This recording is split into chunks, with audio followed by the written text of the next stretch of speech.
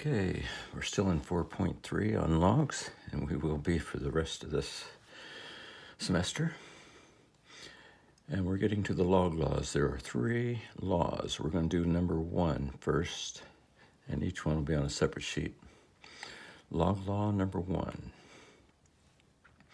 If we have the log, some base, it doesn't matter what the base is, but we have 2 things inside that they're multiplied, we can separate it into 2 different logs. So we'll have log of x and log of y. And if they're multiplied, you put a plus sign between them.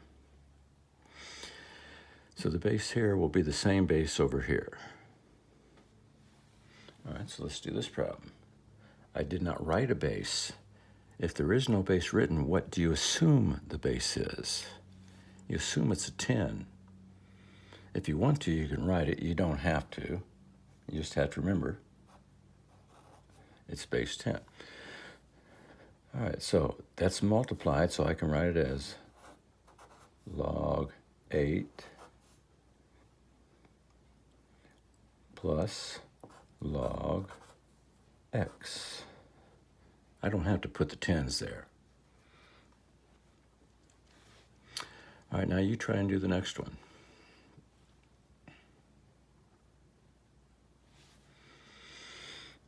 That's base 2, so it's going to be log base 2 of 16 plus log base 2 of a. So if they're multiplied, you put a plus sign between them. Now there's one other thing you have to do. If it comes up with a nice answer, you're supposed to write the nice answer, like the log of 8. Well, if you're not sure if it has a nice answer, we'll just do it on the calculator. That's base 10, so I can use my regular log button. Log 8, 0.9030. It's a weird decimal, so just leave it, log 8. How about this one? Is that a nice answer? How many 2's does it take to get a 16? 2, 4, 8, 16.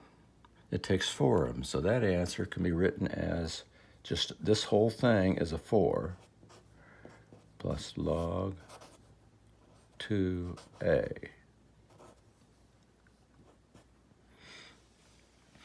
All right, and the next one, I'm going to put 3 letters in there, and it's ln. If you want, you can write the e, but you don't have to. Just know there is an e there. So this is going to be ln x, ln y, and ln z. But what do I put between them? They're all 3 multiplied, so you put a plus and a plus. Now that was called expanding. Now this is putting it back together, like condensing. If they're added, you can combine them into 1 log. Oh, by the way, we didn't know any of these answers because they were x, y, and z. If there's a number, you want to see if it's a nice answer. All right, so I want to write these combined. When you combine them, you only write the word log once. So it's going to be log A and B, and what do I put between them? If they're added, you multiply them. So it's log AB. Why don't you try and do the next one?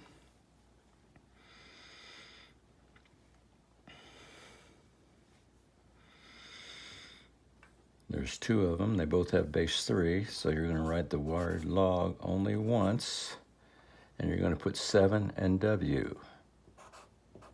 And since they were added, you multiply them. All right, here's a problem out of the book, 395, number 10. Log 6, and I think I made a mistake here. That's a plus sign.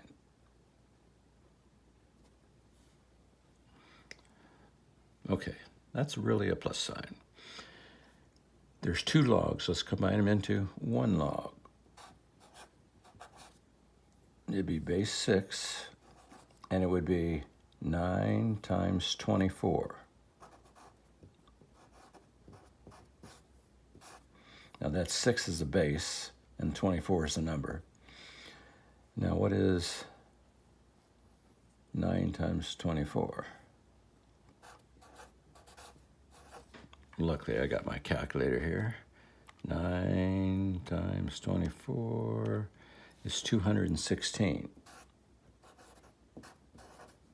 See, these others had a letter and a number. You couldn't multiply them. But here we had two numbers, so we can go ahead and multiply them. Ooh, let's see if this has a nice answer. 636. I can't do the next one in my head. So what's 6 times 6 times 6? Oh, it's 216. So how many sixes does it take to get 216? It took 1, 2, 3 of them. Or you could have, on your calculator, gone log,